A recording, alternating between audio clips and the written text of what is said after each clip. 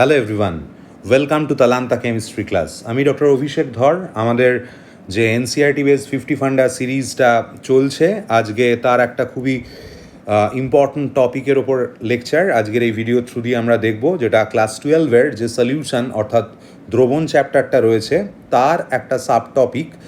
এটা নিয়ে আমি দেখেছি যে ছেলেমেয়েদের আইডিয়া খুব একটা ক্লিয়ার থাকে না এবং এখান থেকে কম্পিটিটিভে থিওরিটিক্যাল কোয়েশ্চেন মূলত আসে।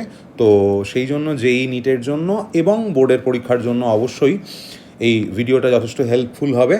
তো তোরা পুরোটা দেখে নোট করে নিস এবং কোনো জায়গায় যদি কিছু ডাউট থাকে তাহলেও কমেন্ট সেকশানে লিখে জানাস, আমরা পরের ভিডিওতে সেটা সলভ করে দেওয়ার চেষ্টা করব।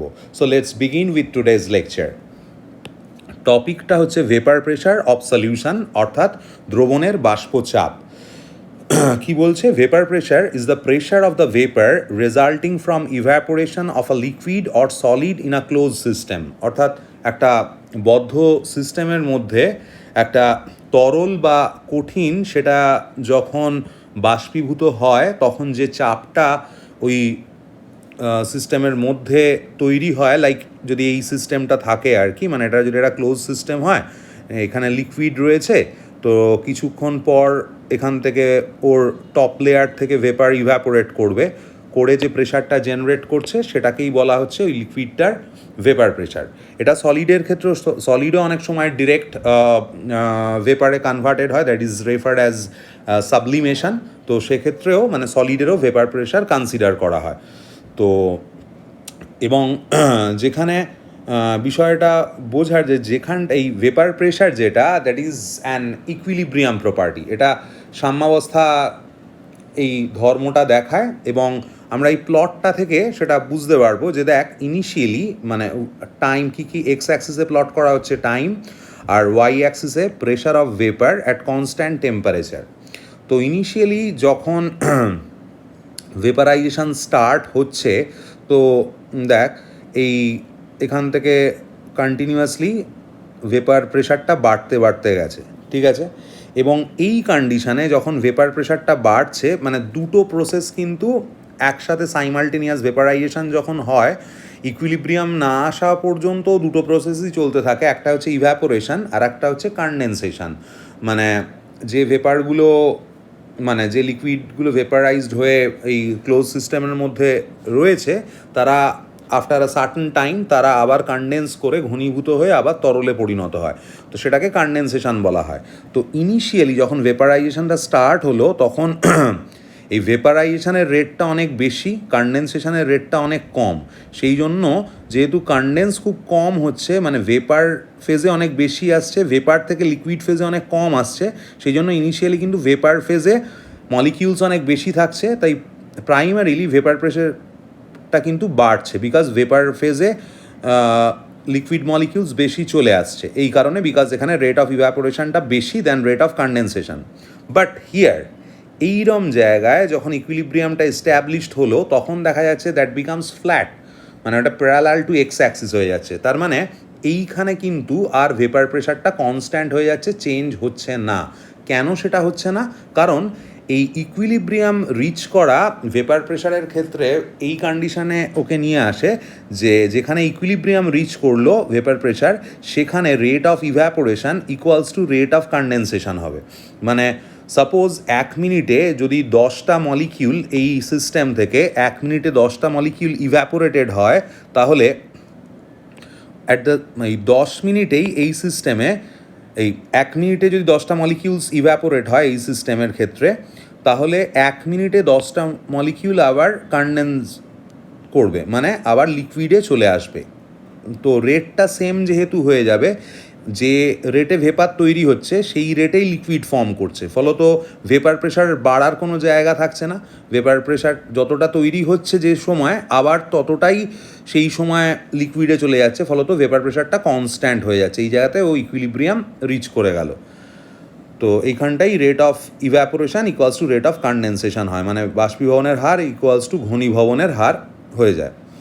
এবং এই যে ভেপার প্রেশার, এটা একটা ইকুইলিব্রিয়াম প্রপার্টি, মানে সাম্যাবস্থার ধর্ম, এবং ইট ডিপেন্ডস অন, যেটা কার কার ওপর ডিপেন্ড করে এগুলো দিয়েও এমসিকিউ আসে। নেচার অফ দ্য লিকুইড, মানে যে লিকুইডটার ভেপার প্রেশার নেওয়া হচ্ছে তার ওপর ডিপেন্ড করবে। আর of course that is most important temperature. কোনো ইকুইলিব্রিয়াম প্রপার্টি জেনারেলি যদি টেম্পারেচার চেঞ্জ করা হয় তবেই চেঞ্জড হয়, আদারওয়াইজ দ্যাট রিমেন্স ইনট্যাক্ট। তার মানে মাথায় রাখবি, যদি টেম্পারেচার চেঞ্জ না করা হয় তাহলে কিন্তু কোনো একটা পার্টিকুলার লিকুইডের ভেপার প্রেশার কখনোই চেঞ্জ হবে না। আর যদি লিকুইডটাই চেঞ্জ করে দেওয়া হয় তাহলে অবভিয়াসলি নেচারের ওপর যেহেতু ডিপেন্ড করে তাহলে ভেপার প্রেশার চেঞ্জ হবে। সাপোজ 50 ডিগ্রি সেলসিয়াসে ওয়াটারের যা ভেপার প্রেশার হবে, 50 ডিগ্রি সেলসিয়াসে ইথানলের ভেপার প্রেশার কিন্তু তা হবে না, because two liquids are different. এবং এই যে ভেপার প্রেশার, সেটা জেনারেলি যেটা হয় যে অবভিয়াসলি তুই যদি টেম্পারেচার ইনক্রিজ করা হয় তার মানে কি হবে, higher number of molecules of course vapour ফেজে আসবে, কারণ ওর র্যান্ডামনেস তো বাড়বে। টেম্পারেচার ইনক্রিজ করা হলো মানে সিস্টেমটার কাইনেটিক এনার্জি বাড়লো, তো র্যান্ডামনেস বাড়লো, ভলিউম এক্সপ্যান্ড করবে, বেশি ভেপার ফেজে এলো, তো ভেপার প্রেশার বাড়বে। তো জেনারেলি মাথায় রাখতে হয় সেই জন্য টেম্পারেচার ইনক্রিজ করলে ভেপার প্রেশার ইনক্রিজ করে, ঠিক আছে? এটা একটা জায়গা। এবং এই জায়গাটা যে ইকুয়েশন দিয়ে কন্ট্রোলড হয় that is referred as Clausius Clapeyron equation. ইকুয়েশনটা হচ্ছে এটা, ln of P2/P1 equals to delta H V by R whole into 1/T1 minus 1/T2, যেখানে delta H V, delta H এটা হচ্ছে যে ভেপারাইজেশন এনথ্যালপি, মানে বাষ্পীভবনের এনথ্যালপি। ডেল্টা এইচ ভিটা, আর তো ইউনিভার্সাল গ্যাস কনস্ট্যান্ট, সার্বজনীন গ্যাস ধ্রুবক। P1 হচ্ছে vapour pressure at T1 temperature, আর P2টা কি না, vapour pressure at T2 temperature. এই ক্লসিয়াস-ক্ল্যাপেরন ইকুয়েশনটাও তোরা খেয়াল রাখবি। এবার এখানে একটা প্লট আমরা নিয়েছি, যে প্লটটা আমরা ক্লাস 11-এর যে স্টেটস অফ ম্যাটার চ্যাপ্টারটা আছে সেই চ্যাপ্টারটায় রয়েছে। তো সেটা হচ্ছে যে আমরা প্লট করছি এখানে যে এক্স অ্যাক্সিস বরাবর এই স্পিড প্লট করেছি, মানে গ্যাসিয়াস ফেজে, ভেপার ফেজে মলিকিউলসের, আর ওয়াই অ্যাক্সিসে প্লট করা হচ্ছে fraction of molecules with a given speed. তো এখানে যেটা দেখা যাচ্ছে, এবং এই যে দুটো টেম্পারেচার নেওয়া হয়েছে, this one is T2 and this one is T1। তো দেখ, যত টেম্পারেচার মানে T2টা গ্রেটার দ্যান T1, তো T1 টেম্পারেচারে আমরা দেখছি যে এই যে ভেলোসিটিটা U1, this is referred as most probable velocity, ঠিক আছে? মোস্ট প্রবাবল ভেলোসিটিটা দেখ এটার বেশি, মানে লোয়ার টেম্পারেচারে মলিকিউলসের মোস্ট প্রবাবল ভেলোসিটি কিন্তু বেশি হয়ে যাচ্ছে। আর যখন হায়ার টেম্পারেচার অর্থাৎ T2, যেটা এই মানে গ্রিন লাইনটা, সেখানের মোস্ট প্রবাবল ভেলোসিটি কোনটা হয় এই প্লটগুলোর, এই টপ পয়েন্টটা এটা। তো এইখানে যখন হায়ার টেম্পারেচার T2 তখন তার টপ পয়েন্ট কোনটা, এইটা। তো তাহলে দেখ U2-র ভ্যালু যেটা, মানে যত টেম্পারেচার বাড়ানো হচ্ছে তত কিন্তু মোস্ট প্রবাবল ভেলোসিটি বাড়ছে, that's fine. But at the same time এটাও মনে রাখতে হবে, মোস্ট প্রবাবল ভেলোসিটি বাড়ছে ঠিকই, কিন্তু যেটা হচ্ছে যখন টেম্পারেচার বেড়েছে মোস্ট প্রবাবল ভেলোসিটি বেড়েছে, কিন্তু ওই মোস্ট প্রবাবল ভেলোসিটি যে নাম্বার অফ মলিকিউলস, যে সংখ্যক মলিকিউল পজেস করছে তার সংখ্যাটা কিন্তু কম। দেখ এটা, এইটার রেসপেক্টে এটা কিন্তু নিচে রয়েছে। ওয়্যারঅ্যাজ যখন লো টেম্পারেচার তখন তার মোস্ট প্রবাবল ভেলোসিটিটা কম হচ্ছে মলিকিউলসগুলোর, কিন্তু মানে বেশি নাম্বার অফ মলিকিউলস, দেখ এদিকে তো ওয়াই অ্যাক্সিসে আমরা কী প্লট করছি, fraction of molecules with the given speed.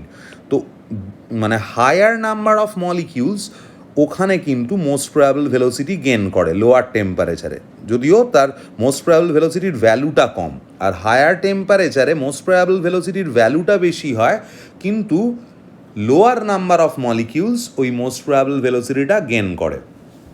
এবার এই জায়গাটা প্লটের যেটা রিপ্রেজেন্ট করছে kinetic energy needed to overcome intermolecular forces in liquid.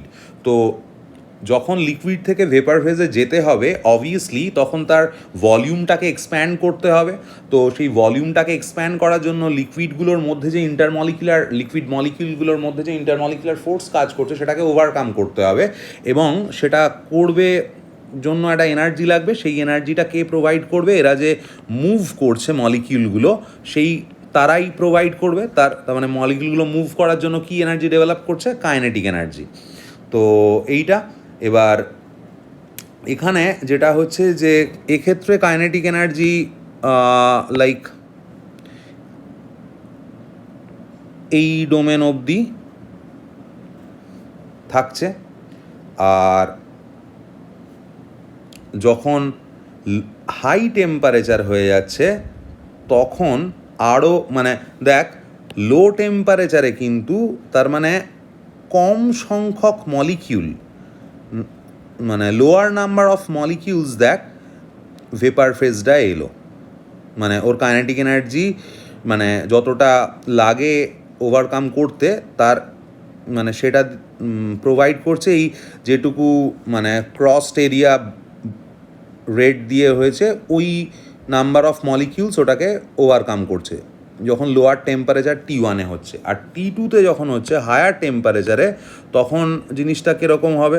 তখন দেখ আরও বেশি নাম্বার অফ মলিকিউলস ওই জায়গাটাকে কাভার আপ করে নিচ্ছে।